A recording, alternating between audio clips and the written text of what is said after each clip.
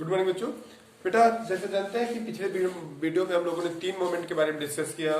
पिछले दो वीडियो में हमने 3 मोमेंट के बारे में डिस्कस किया। पहला मोमेंट था आप लोगों का चंपारण, दूसरा था खेड़ा और तीसरा मोमेंट बच्चों हम लोगों का अहमदाबाद मोमेंट हम लोगों ने डिस्कस कर लिया। आज जो हम लोगों को पढ़ना है वो बच्चों क्या पढ़ना है, रॉलेट एक्ट। ठीक है, रॉलेट एक्ट था क्या, रॉलेट एक्ट सरकार ने क्यों पास किया, क्या पढ़ना है, रॉलेट एक्ट। रोलेट एक्ट, तो रोलेट एक्ट था क्या, हम लोगों को डिस्कस करना है कि रोलेट एक्ट था क्या, क्यों सरकार लाई इसे।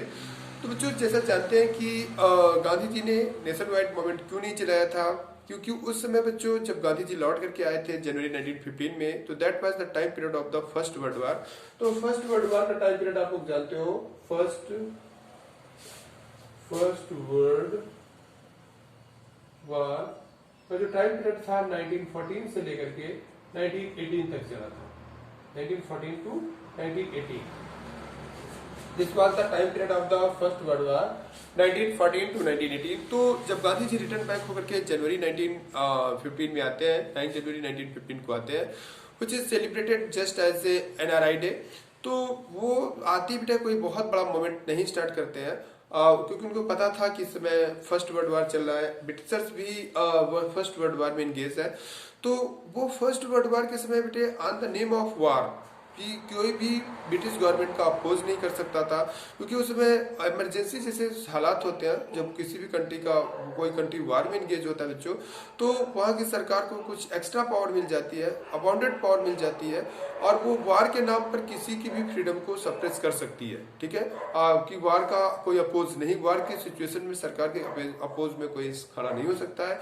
तो उस समय बेटे सरकार उस समय उस वार की कंडीशन को फेस कर रही थी, तो इस वजह से सरकार के पास कुछ ज्यादा ही पावर थे लोगों की आजादी को सप्रेस कर देने का, लोगों की आजादी को कंट्रोल कर लेने का। लेकिन उसी समय बच्चों हम लोग देखते हैं कि भारत में काफी क्रांतिकारी रिवोल्यूशनरीज मूवमेंट भी स्टार्ट किए गए थे कुछ रिवोल्यूशनरीज लोगों के थ्रू, जैसे चापेकर बंधुओं ने रैंड और आरेस्ट को मार दिया था। रैंड और आरेस्ट जो कि ये प्लेग कमिश्नर थे महाराष्ट्र के, और महाराष्ट्र में जब प्लेग फैला बच्चों, तो ये लोगों ने कहा जाता है कि घरों के जांच के नाम पर कुछ लेडीज के साथ मिसबिहेव किया, इन लोगों ने किया, या इन लोगों के साथ जो सिक्योरिटी पुलिस चलती थी उन लोगों ने किया, वहां के कुछ लोगों के साथ मिसबिहेव किया।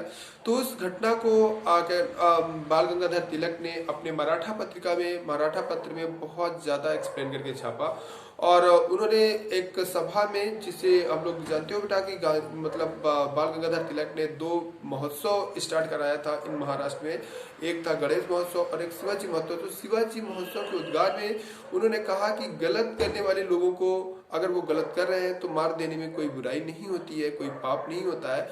और उन्होंने इसका एग्जाम्पल दिया, अफजल का कोई मर्डर बाई शिवाजी के थ्रू, और उन्होंने उसे लीगल बताया और उनका एकदम सही था।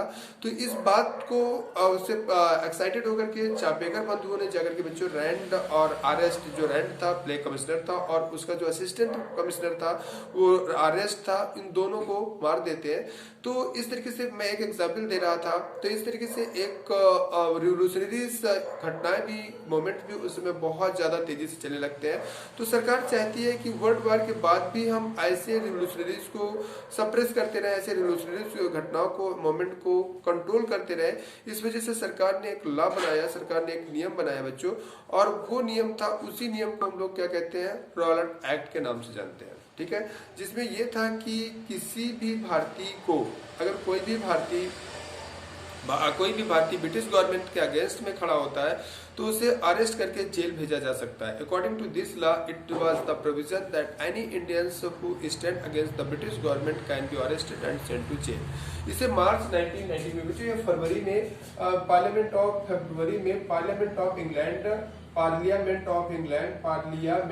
इंग्लैंड के में रिप्रेजेंट किया जाता है, और इतना जल्दी पास करके बच्चों इसे, क्योंकि बहुत जरूरी था ब्रिटिश गवर्नमेंट के लिए, मार्च 1919 में उसे इंडिया में इंट्रोड्यूस कर दिया जाता है। मार्च 1918 में रोलैंड एक्ट को इंट्रोड्यूस कर दिया जाता है and it has given a numbers power to the British government. इसने ब्रिटिश गवर्नमेंट को बहुत ढेर सारे पावर्स दे दिया।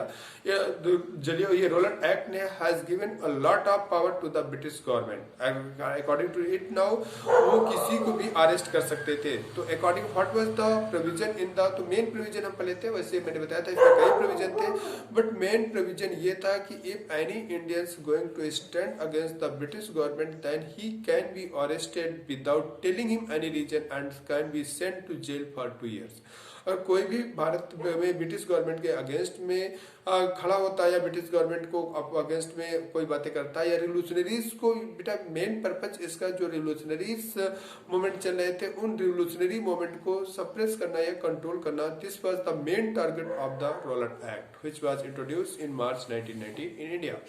तो सर सिडनी रॉलेट के लीडरशिप में बच्चों, सर सिडनी रॉलेट के लीडरशिप में एक कमीशन बनाया गया था और उस कमीशन को ये जिम्मेदारी दी गई थी कि आप भारत में जांच करिए कि रिवोल्यूशनरीज आइडिया क्यों इतना ज्यादा, रिवोल्यूशनरीज मोमेंट क्यों इतना ज्यादा इंडिया में चल रहा है, रिवोल्यूशनरी एक्सीडेंट क्यों इंडिया में हो रही है।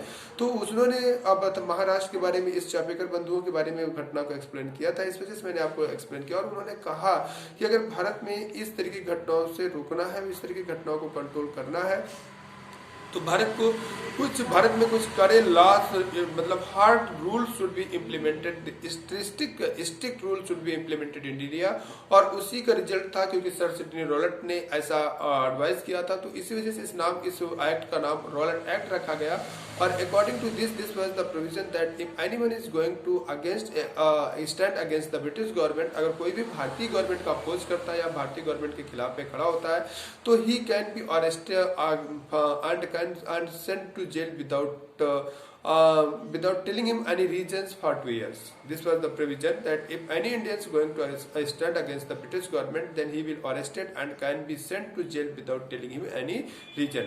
और बिना कोई कारण बताए एक अदालत में, जहाँ पर कोई आपका वकील भी नहीं हो सकता था, आपकी बातों को एक जज आकर के आपको 2 साल की सजा सुना देगा और आपको 2 साल तक जेल में ही रहना होगा। इसी पर महात्मा गांधी ने कहा था कि अब अपील, वकील, दलील गोइंग टू बी इंडेड कोई मतलब नहीं है। और इसी लॉ को लेकर के मोहम्मद अली जिन्ना, जो समय मुस्लिम लीग के एक लीडर बन चुके थे, उन्होंने कहा था कि ये एक काला कानून है, this is a black law, ठीक है, और ये काला कानून है। तो गांधी जी ने कहा कि अरे कहाँ हम लोग आज़ादी में, मतलब वर्ल्ड वार में इतना ज़्यादा सपोर्ट कर रहे थे ब्रिटिशर्स को, और वी विल एक्सपेक्टेड स्वशासन, अभी तक तो पूर्ण स्वराज की कोई बात नहीं हुई, हम लोग स्वशासन की एक्सपेक्टेशन कर रहे थे, और ब्रिटिश गवर्नमेंट ने तो हमें स्वशासन की बात करने से तक रोक दिया। स्वशासन की बात करना मतलब ब्रिटिश गवर्नमेंट के अगेंस्ट बात करना, और हमें जेल जाना पड़ेगा। तब महात्मा गांधी ने कहा कि हम इसके अगेंस्ट में सत्याग्रह स्टार्ट करेंगे। और इस तरीके से बच्चों हम सत्याग्रह का पार्ट अगले वीडियो में पढ़ेंगे, और इसके एवरेज में, इसके अपोजिशन में जो घटना होती है जलियांवाला बाग का एक्सीडेंट, इसको हम अगले वीडियो में पढ़ेंगे। Okay, thank you.